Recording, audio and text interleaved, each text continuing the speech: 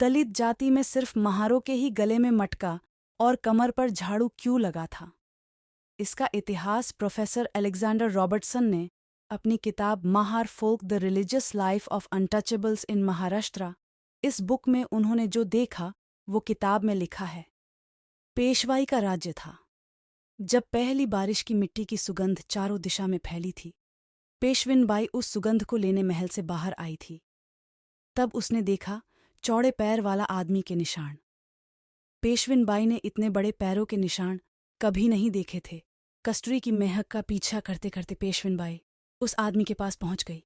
वो खुशबू पान की थी जो उस आदमी ने खाकर थूका था। पेशविनबाई ने उस आदमी को देखा और देखते ही रह गई।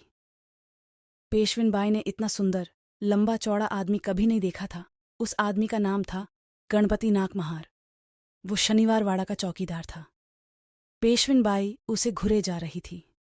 तब गणपति ने अपनी नज़र हटाकर वहां से चला गया। तब शनिवार वाड़ा में काम वासना के खेल खेले जाते थे।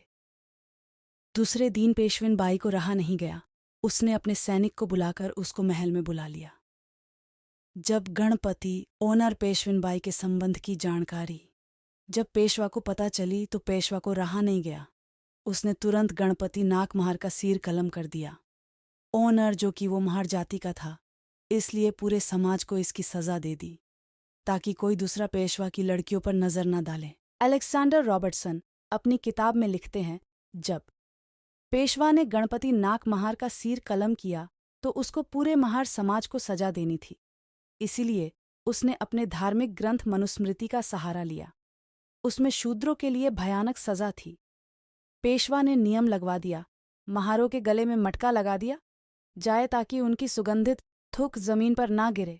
कमर पर झाड़ू लगा दिया ताकि उनके पैरों के निशान चलते ही मिट जाए। उनको कसरत न करने का नियम ताकि उनका लंबा चौड़ा शरीर कमजोर पड़े। जब तक ब्रिटिश एम्पायर नहीं स्थापित हो जाता, महारों पर ये नियम लागू थे। ब्रिटिश राज्य आने के बाद महार इन बंधनों से मुक्त हो गए।